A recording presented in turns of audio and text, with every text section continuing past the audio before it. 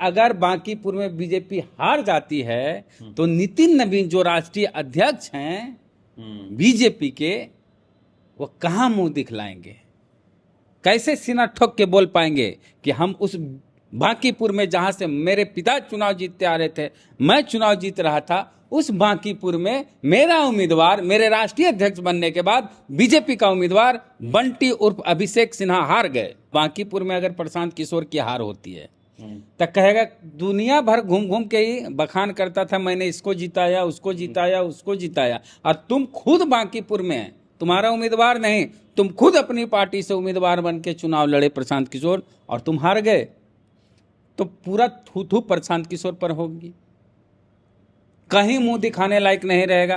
क्या कहेगा कि मैं खुद चुनाव लड़ा, वो भी ऐसी सीट से लड़ा जो पटना की सीट है, ये नहीं कि किसी गांव देहात में जाके चुनाव लड़ना पड़ रहा है। प्रशांत किशोर तमिलनाडु नहीं जाता तो विजय थालापति और भी सीटों पर उनकी जीत होती, टीवीके की, और अकेले फुल मेजोरिटी के साथ वो सरकार बनाते। ये कम बिगाड़ू आदमी है प्रशांत किशोर। हाँ, काम बिगाड़ू, सीट कम हाँ, बनते हुए काम को बिगाड़ देने वालों को कम बिगाड़ू कहते हैं। प्रशांत किशोर बोला था मुख्यमंत्री पद भी मेरे लिए कोई बड़ी बात नहीं, अब विधानसभा का चुनाव लड़ रहा है। बताओ, प्रशांत किशोर की बात और घोड़े की बीप बात बराबर है। नितिन नवीन के बीजेपी के राष्ट्रीय अध्यक्ष बन जाने के बाद बांकीपुर, जहां से वो लगातार चुनाव जीतते थे, वह सीट खाली होती है। अब वहां पे उपचुनाव 30 जुलाई को। इसके लिए आरजेडी ने रेखा गुप्ता को मैदान में उतारा है, वहीं बीजेपी ने अभिषेक सिन्हा को टिकट दिया है, और जनसुराज से प्रशांत किशोर भी चुनाव लड़ रहे हैं।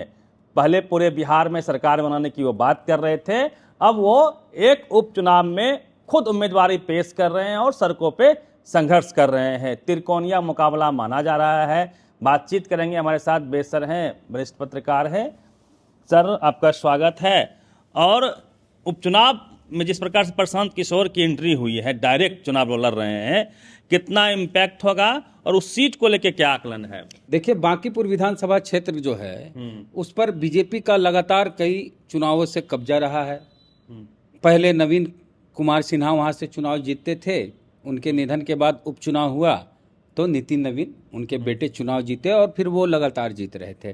चूंकि नितिन नवीन बीजेपी के राष्ट्रीय अध्यक्ष बनाए गए और राज्यसभा सांसद भी बनाए गए, तो वो सीट खाली हुआ, और सीट खाली होने की वजह से उपचुनाव हो रहा है, इतना सबको पता है। नितिन नवीन के पिता जो हैं नवीन, वो नवादा जिले के रहने वाले थे। अच्छा। और यहाँ आके बस गए थे। नवादा में अकबरपुर की तरफ उनका घर था, और यहाँ बसने के बाद यहीं के हो गए। तो नवीन जी के सुपुत्र राष्ट्रीय अध्यक्ष बने, और ये बीजेपी के लिए, जो बिहार के बीजेपी के कार्यकर्ता हैं और बिहार बीजेपी, उसके लिए गर्व की बात है, बड़ी बात है। नवादा वासियों के लिए भी बड़ी बात है कि नवादा का बेटा मूल निवासी बीजेपी का राष्ट्रीय अध्यक्ष बना। हाँ, अब ये बात करते हैं कि इस चुनाव में क्या होगा। जैसा कि आपने बताया कि रेखा गुप्ता को पुनः उम्मीदवार बनाया गया, और वो तैलिक्स जो संगठन, उसका जातीय संगठन होता है, उसमें भी पदाधिकारी हैं, मतलब तेली समाज से आते हैं, वैश्य समाज से, बनिया समाज से, कई उससे आते हैं। और नितिन नवीन की जगह जो बीजेपी से उम्मीदवार बनाए गए हैं अभिषेक सिन्हा, वो कायस्थ यानी कि लाला जी हैं, और प्रशांत पांडे चुनाव लड़ रहा है अपनी पार्टी से। इसको लड़ रहा है इसलिए बोलते हैं क्योंकि ये मुख्यमंत्री नीतीश कुमार थे, उनको भी तुम ताम करके ही बोलता था। सम्राट चौधरी के लिए भी इसकी भाषा ऐसी है, सबको तुम तड़ाक। हाँ, तुम तड़ाक करता ही, अपने आप को सर्वश्रेष्ठ समझता है। तो प्रशांत किशोर के लिए हम इसी तरह का भाषा का इस्तेमाल करेंगे। और ये जातिवादी नेता है। भरत तिवारी के अलावा किसी पीड़ित के यहाँ गया हो प्रशांत किशोर पांडे तो बताइए। कि जैसे चंद्रशेखर आजाद रावण को हम लोग दलित नेता मानते हैं, जहाँ दलितों पर अत्याचार होता है वो पहुंच जाते हैं, बढ़ चढ़ के जाते हैं।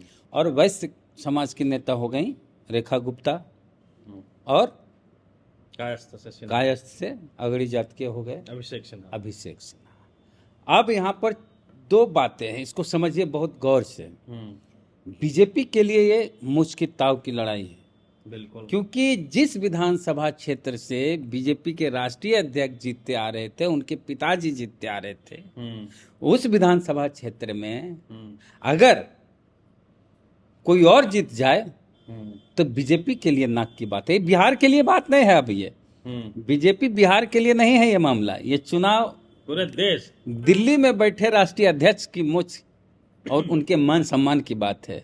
नितिन नवीन के लिए पूरी ताकत लगा देंगे, पूरी ताकत लगा देगी बीजेपी इसमें, क्योंकि बीजेपी के राष्ट्रीय अध्यक्ष की सीट है ये, प्रतिष्ठा का सवाल, प्रतिष्ठा का सवाल है। और अगर बांकीपुर में बीजेपी हार जाती है तो नितिन नवीन जो राष्ट्रीय अध्यक्ष हैं बीजेपी के, वो कहां मुंह दिखलाएंगे, कैसे सीना ठोक के बोल पाएंगे कि हम उस बांकीपुर में जहां से मेरे पिता चुनाव जीतते आ रहे थे, मैं चुनाव जीत रहा था, उस बांकीपुर में मेरा उम्मीदवार मेरे राष्ट्रीय अध्यक्ष बनने के बाद बीजेपी का उम्मीदवार बंटी उर्फ अभिषेक सिन्हा हार गए।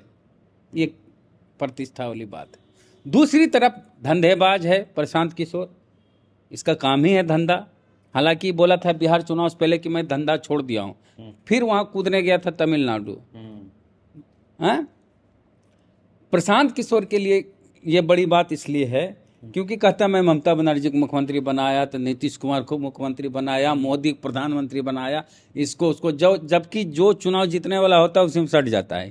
खैर इस बार ममता बनर्जी हार गई। ये इसका बनर्जी हारी है, उसके कहीं चर्चे नहीं कि प्रशांत किशोर की टीम काम कर रही थी वहाँ, काम कर हाँ, और सिर्फ हारी नहीं, पूरी टीम बिखर गई, कहने संभाल दिया है। यूपी में खाट सभा क्या क्या कर रहा था, कांग्रेस वगैरह को हराया ही। इसलिए अब लोग कहेगा बांकीपुर में अगर प्रशांत किशोर की हार होती है तो कहेगा दुनिया भर घूम घूम के ही बखान करता था, मैंने इसको जिताया, उसको जिताया, उसको जिताया, और तुम खुद बांकीपुर में, तुम्हारा उम्मीदवार नहीं, तुम खुद अपनी पार्टी से उम्मीदवार बन के चुनाव लड़े प्रशांत किशोर और तुम हार गए, तो पूरा थू थू प्रशांत किशोर पर होगी, कहीं मुंह दिखाने लायक नहीं रहेगा। क्या कहेगा कि मैं खुद चुनाव लड़ा, वो भी ऐसी सीट से लड़ा जो पटना की सीट है, ये नहीं कि किसी गांव देहात में जाके चुनाव लड़ना पड़ रहा है। बांकीपुर तो पटना शहरी क्षेत्र है, बिल्कुल बिल्कुल, तो शहर में चुनाव हो, प्रशांत किशोर को ज्यादा दूर जाना नहीं पड़े और वो चुनाव हार जाए, तो ये जैसे कहता था कि हमरा 150 से कम सीट पे चुनाव अगर जीते विधानसभा चुनाव 238 पे लड़ाया था ना अपना उम्मीदवार 243 में, तो कहता था कि मेरा 150 उम्मीदवार भी अगर चुनाव जीता तो हम मानेंगे हम हार गए, उससे कम जीता तो हम हार गए, हमारी जीत 150 से ज्यादा उम्मीदवार। ये बोला, एक बार और बोला था कि जदयू 25 से अधिक जीत गई, हम राजनीति छोड़ देंगे। हाँ, फिर आ गया नीतीश कुमार की पार्टी जदयू 25 सीट ले आई तो हम राजनीति छोड़ देंगे। तो इसका बोल प्रशांत किशोर की बात और घोड़े की बीप बात बराबर है, समझे।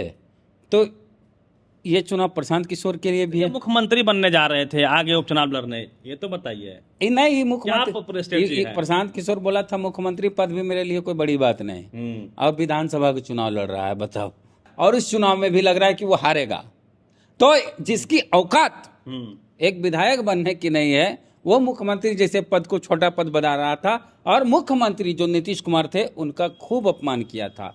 अब तीसरा हो गया जो मुख्य उम्मीदवार हैं रेखा। सवाल और ले लेते हैं सर, इसे में खबरें ऐसी भी आ रही है कि प्रशांत किशोर तेजस्वी यादव से एक अपील कर रहे हैं कि हमें सपोर्ट कर दीजिए। सब दिन लालू जी को गरियाया, तेजस्वी को गरियाया, नीतीश को गरियाया, सम्राट चौधरी को गरियाया, इसको के सपोर्ट करेगा। एगो ऋषि मिश्रा हैं कांग्रेस नेता, वो बोले थे कि आरजेडी को उम्मीदवार नहीं का हमारा समर्थन है कांग्रेस का, तो ऋषि मिश्रा कहने से नहीं हो जाएगा समर्थन, पूर्व विधायक कहने से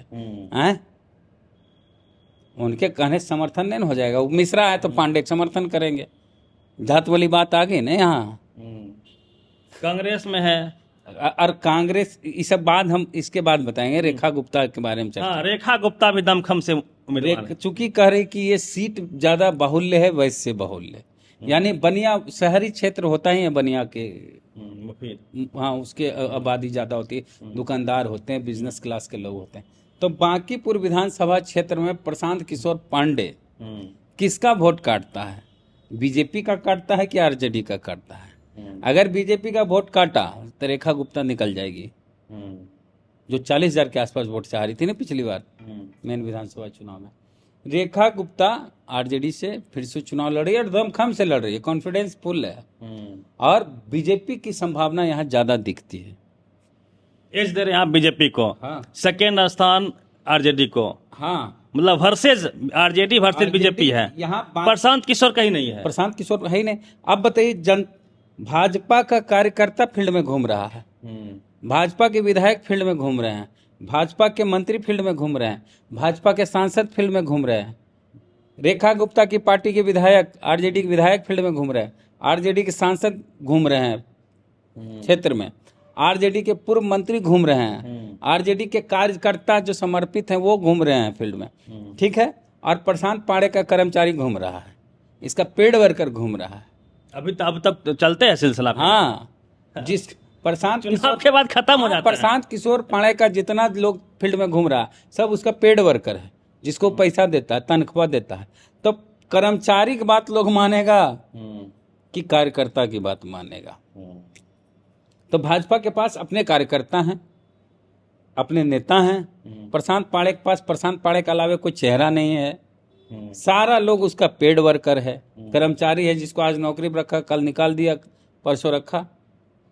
ये खबरें और उड़ती आ रही है कि थालापति विजय आएंगे, प्रशांत किशोर का प्रचार आएगा। थालापति कहा जाएगा, इसका प्रचार उसका फोकट में काम किया है का? ये तो धंधेबाज ने है, पैसा लेता है और काम करता है। थालापति नहीं रहता थालापति के। अगर प्रशांत किशोर नहीं जाता तमिलनाडु तो विजय थालापति को किसी का समर्थन लेना नहीं पड़ता, वो अकेले सरकार बना लेता। एक जाके और काम बिगाड़ दिया उसका। क्या बात कर रहे हैं? यही सही है। प्रशांत किशोर तमिलनाडु नहीं जाता तो विजय थालापति और भी सीटों पर उनकी जीत होती, टीवी के की, और अकेले फुल मेजोरिटी के साथ वो सरकार बनाते। ये कम बिगाड़ू आदमी है प्रशांत किशोर। हाँ, काम बिगाड़ू, सीट कम कर। हाँ, बनते हुए काम को बिगाड़ देने वालों को कम बिगाड़ू कहते हैं। मतलब थालापति विजय अपने दम पे जीते हैं वहाँ, ये कह रहे हैं। हाँ, उनका मेहनत और नुकसान कर दिया। प्रशांत किशोर इस बार चुनाव में कहीं रेस में नहीं है, तीसरे नंबर पे जाएगा। आपने पोस्ट किया पांडव को लेके, पांडव रेखा गुप्ता का साथ देते हैं तो जीत जाएगी आरजेडी। हाँ, एक यादवों का एक नया समीकरण है। हालांकि सारे यादव इस तरह से नहीं हैं, कुछ यादव को चुल्ल मची है, जो रामकृपाल यादव के समर्थक हैं, नित्यानंद राय के समर्थक हैं, या जदयू के जो यादव जी सांसद हुए, जैसे मधेपुरा के और बाकी कुछ लोजपा के भी यादव विधायक इस बार बने। तो एनडीए के समर्थक जो यादव हैं वही पांडव पांडव करते हैं। आरजेडी के जो महागठबंधन समर्थक में जो यादव हैं वो आज भी बहुजन की बात करते हैं।